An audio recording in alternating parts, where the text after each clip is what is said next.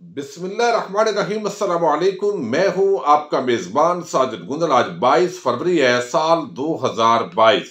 खातून अव्वल बुशरा बीबी के खिलाफ मुसलसल मनफी प्रोपेगंडे और फेक न्यूज पर नजम सेठी के खिलाफ अदालत ने बड़ा हुक्म जारी किया है। चिड़ी बाबा के साथ आगे क्या होने जा रहा है, आम तफसील आपके सामने रखूंगा। मुराद सईद ने रेहाम खान के गिर्द घेरा तंग करना शुरू कर दिया है और मुल्क में गैर यकीनी सूरत हाल के हवाले से DGISPR ने एक आम पैगाम जारी किया है। इसी पैगाम से आज की वीडियो का हम आगाज करने जा रहे हैं।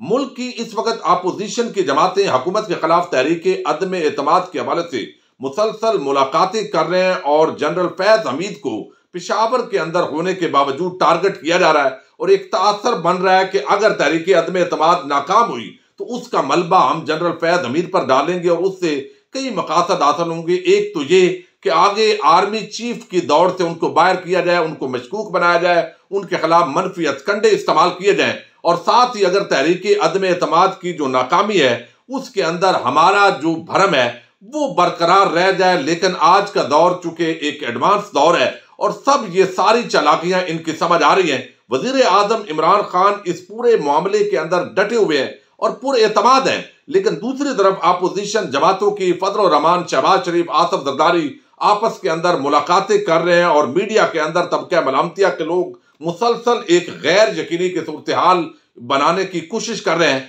ऑपरेशन रद्दुल फसाद को आज 5 साल मुकम्मल हो गए हैं और आपको इल्म है कि पाकिस्तान के अंदर किस तरह मुसलसल दहशत गर्दी हुई।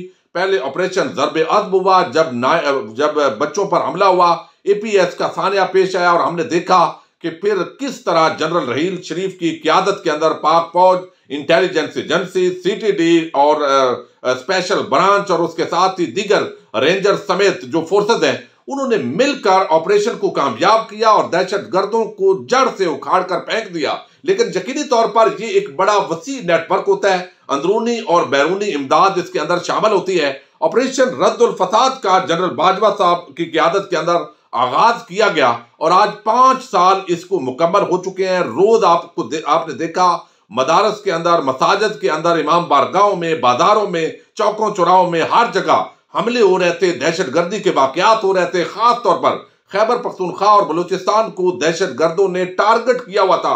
तो हमारी मुसल्लह अफवाज, सिक्योरिटी फोर्सेज, इंटेलिजेंस एजेंसीज ने मिलकर अब दहशत गर्दी को जो जड़े हैं उनको हिलाकर रख दिया है। लेकिन इक्का दुक्का वाकयात दायर हो रहे हैं और अब एक नया जो फेज है दहशत गर्दी का, उसके अंदर अब बलूचिस्तान को टारगेट किया जा रहा है। CPEC जो है वो मेन टारगेट के अंदर है और इस हवाले से भी हमारी फोर्सेस आए रोज ऑपरेशन कर रही हैं और दहशत गर्दों के बड़े बड़े सरगना जो है वो अपने अंजाम को पहुंच रहे हैं। DGISPR ने बताया है कि दहशत गर्दों का कला कमा हमने करना है।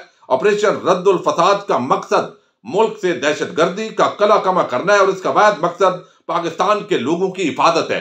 तो ऑपरेशन रद्दुल फसाद अब भी शुरू है और इसके अंदर इंटेलिजेंस बेस्ड ऑपरेशन जो है वो किए जाते हैं, बराह रास्त ऑपरेशन किए जाते हैं, मुख्तलिफ एजेंसीज जो है वो इसके अंदर मुतारक हैं। और यही वजह है कि हमने देखा है कि जिस तरह अफगानिस्तान के अंदर अमेरिका और नेटो फोर्सेस वापस गई हैं और पूरी दुनिया ने पाकिस्तानी फोर्सेस की तारीफ की है कि उन्होंने अपने मुल्क से किस तरह दहशत गर्दों का सफाया किया है। उन्होंने कहा कि मुल्क में गैर यकीनी सूरत हाल से हम अमन की तरफ बढ़ रहे हैं और ऑपरेशन रद्दुल फसाद कामयाबी से जारी है। तो गैर यकीनी सूरत हाल से मुराद सिर्फ आप ये नहीं है कि दहशत गर्द जो है वो दहशत गर्दी कर रहे हैं और जब तक मुल्क के अंदर सियासी इस्तेकाम नहीं आता तो यकीनी तौर पर जो है वो मुल्क डिस्टेबलाइज रहता है। तो इस हवाले से एक बड़ा मैसेज जो है वो उनका सामने आया है जिसके मुताबिक गैर यकीनी सूरत हाल से अमन की तरफ मुल्क बढ़ रहा है। किसी किस्म की अनारकी, दंगा फसाद उसके यहां पर इजाजत नहीं दी जा सकती। जिस तरह 2 दिन पहले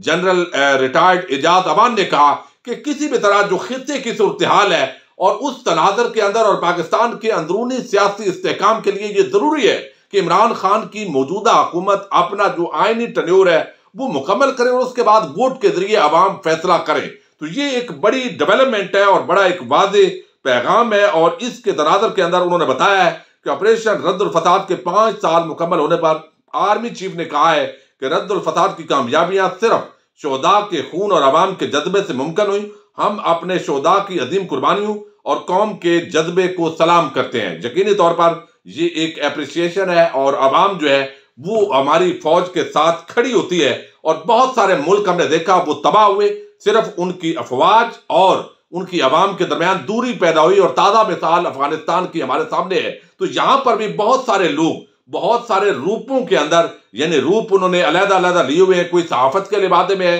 कोई सियासत के लिबादे में है, कोई किसी और दीन के लिबादे के अंदर है। और वो चाहते हैं कि फौज और अवाम के दरमियान जो ये मोहब्बत का रिश्ता है इसको खत्म किया जा सके। लेकिन पाकिस्तानी कौम ये रिश्ता खत्म भी नहीं होने देगी।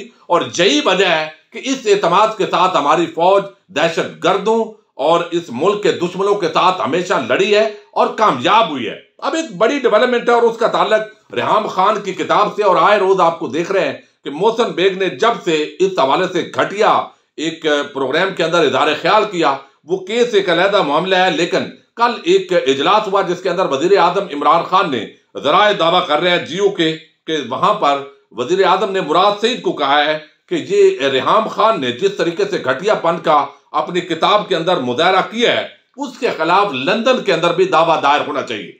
और इसके अंदर यकीनी तौर पर जो ज्यादा वो चीजें जो पहले प्रिंट की गई थी और किताब के अंदर शामिल नहीं की गई थी उसकी बुनियाद पर चूंकि ये सारा प्रोपेगेंडा किया जाता है, अब वहां पर किताब के अंदर वो चीज मौजूद नहीं है।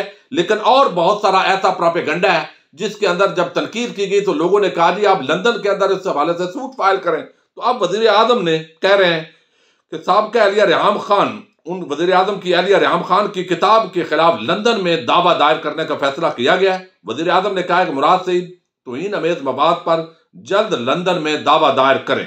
और इजलास के अंदर उन्होंने कहा है कि गलत खबरें न फैलाई जाए। और वफाकी वज़ीर मुराद सईद को कहा है कि अपोजिशन घबराई हुई है, आपने घबराना नहीं है और आप अपनी तवज्जो जो है वो कारकर्दगी पर मरकूज करें। वज़ीर आज़म वज़रा और हुकूमती शख्सियात की किरदार कशी की जो मुहिम है उस पर तशवीश का इज़हार किया गया इस इजलास के अंदर। तो अब रेहाम खान की इस किताब के अंदर जो उन्होंने बड़े पर्सनल मामला डिस्कस किए हैं तो ये लंदन के अंदर दावा होगा। लंदन के अंदर हमने देखा है पहले जुल्फी बुखारी ने दावा किया और फिर किस तरह उनको माफी मांगनी पड़ी इसी रेहाम खान को और चंदा भी जमा करने की कोशिश की जो कि नाकाम हुई और पाकिस्तानियों ने इनको मुस्तरद कर दिया। पाकिस्तान के अंदर ये आई और मरियम नवाज इनको अपने मफाद के लिए जो है वो इस्तेमाल करने के हवाले से ये खबरें ज़ेरे गर्दिश है। और ऐसी इतलात आ रही हैं कि शायद इलेक्शन से कबल वजीर आजम के खिलाफ रेहाम खान को मनफी हथकंडे के तौर पर कुछ ऐसी करैक्टर असैसिनेशन के हवाले से मामलात चलाने की कोशिश की जाए। बहरहाल ये हम देखेंगे जब ये बातें होंगी। तो अब इस हवाले से एक और बड़ा मामला है और वो है चिड़ी बाबा जिसको कहा जाता है नजम सेठी। नजम सेठी जो है वो आपको इल्म है कि अक्सर अपनी ख्वाहिशात को खबर बनाते हैं और इन्होंने एक वेबसाइट बनाई हुई है और एक चैनल भी है। वहां पर बैठकर अपनी ख्वाहिशात को खबर बनाया, प्रोपेगेंडा कर दिया, फिर नून लीग को और बाकी अपोजिशन को मशवरा भी दे दिया कि अगर आप तहरीक अदम एतमाद आपकी कामयाब नहीं होती तो इसका मतलब है कि पाकिस्तान तबाह हो जाएगा। तो ये जो है एस्टेब्लिशमेंट के हाथ से भी बात निकल गई है। अब इमरान खान जो है वो नहीं रहेंगे। ये 2019 के अंदर इनके खिलाफ मुकदमा कायम किया गया जब उस वक्त भी इन्होंने एक ऐसी फेक न्यूज फैलाई थी। और आपको इल्म है पीका के जो एक्ट है, कानून है, उसके अंदर जो तरामीम आई है उसके बाद चीखें तो निकल ही रही है। लेकिन आज लाहौर हाईकोर्ट के अंदर उसको चैलेंज भी कर दिया गया कि ये आज़ादी इज़हार राय पर एक बड़ा हमला हो गया है। और दूसरी तरफ जो है ये नजम सेठी मुसलसल ऐसी खबरें बैठकर कि अब वजीर आजम और उनकी अहलिया के दरमियान जो है ताल्लुकात खराब हो गए हैं। पिछले दिनों भी आपने देखा उन्होंने कहा जी 1 हफ्ता हो गया और ये लाहौर के अंदर बैठी हुई है, आपस में बड़ी गड़बड़ चल रही है। तो गड़बड़ कोई नहीं थी। 2019 में भी ऐसी इन्होंने एक खबर फेक न्यूज फैलाई और उस पर आगे फिर ये तजदिये करना शुरू हो जाते हैं। आगे इनका अपना ग्रुप है वो उस पर एनालिसिस जब शुरू होते हैं तो यकीनी तौर पर एक फेक प्रोपेगेंडा वो फैल जाता है। अब इस प्रोपेगेंडा के तहत वजीर आजम इमरान खान ने इनके खिलाफ 10 अरब हर्जाने का केस दायर किया। अब इस केस के अंदर इस केस का अभी आगे मामला चलना है और ये फैसला होना है और यकीनी तौर पर या तो ये माफी मांगेगी और माफी एक्सेप्ट ना अगर करें वो इमरान खान जो प्राइम मिनिस्टर हैं वो अगर नहीं मानते तो इसके बाद उनको हर्जाना होगा। अगर 10 अरब नहीं तो कम से कम जो शख्सियत होती है उसकी वर्थ के मुताबिक अदालत जो है वो करोड़ों के अंदर जुर्माना कर सकती है। और कल को ये इनके लिए बड़ा ये नॉर्मल सा होता है कि मैं माजरत चाहता हूं जी अगर किसी की दिल आजारी, भाई अगर का क्या मतलब है? दिल आजारी तो वही है जब आपने ऐसी गलत और घटिया मुहिम चलाते हैं और घटिया खबरें आप देते हैं। तो अब इस मामले पर यह बगैर एक छोटी सी बात है, लेकिन ये बहुत बड़ी बात है। अब ये जो हर्जाने का दावा दायर किया गया इस्लामाबाद के डिस्ट्रिक्ट एंड सेशन जज, ज़ाहिर डिस्ट्रिक्ट जज के तौर पर वो ये समाप्त करते हैं सिविल सूट। वज़ीर आज़म इमरान खान की जानब से निजी जिंदगी से मुताल्लिक़ गलत बयानी पर सहाफ़ी नजम सेठी के खिलाफ हर्जाने के केस में बेबुनियाद दरखास्त देने पर नजम सेठी पर 15,000 जुर्माना आयद कर दिया गया है। अब नजम सेठी जो है, इन्होंने दरखास्त क्या दी है? इन्होंने कहा जी छो जी जज साहब, ये मतलब है केस खारिज किया जाए, जैसे ये बात करते होते हैं, खारिज किया जाए, ये दरखास्त दी है। तो जज साहब ने कहा ये आपकी दरखास्त है ही फजूल, कोई आप बेगुनाह हो गए हैं क्या? आपने ऐसी बात नहीं की, अभी ट्रायल चलेगा, मामला सीधा जब पता चलेगा तो ये आपकी दरखास्त चूंकि फजूल है नजम सेठी की, इसलिए आपकी इस फजूल दरखास्त पर, जिसके अंदर आपने जो अदालत है उसके अंदर इस्तदा की है कि इस मुकदमे को खारिज किया जाए, इस पर आपको 15,000 जुर्माना हम कर रहे हैं। ऐसी उल्टी सीधी दरखास्त नहीं देनी। क्यों?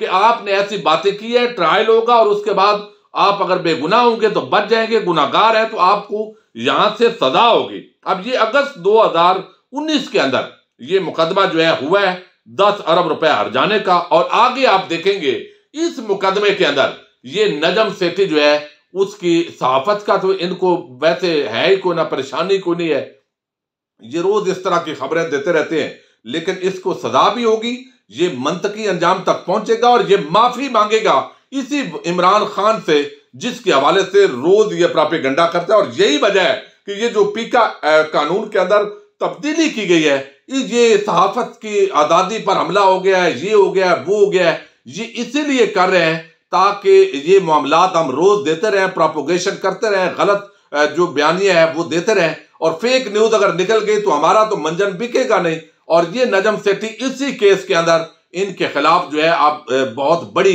डेवलपमेंट होगी। अपने मेजबान साजिद गुंदल को नेक्स्ट वीडियो तक के लिए इजाजत दीजिए। अल्लाह हाफिज।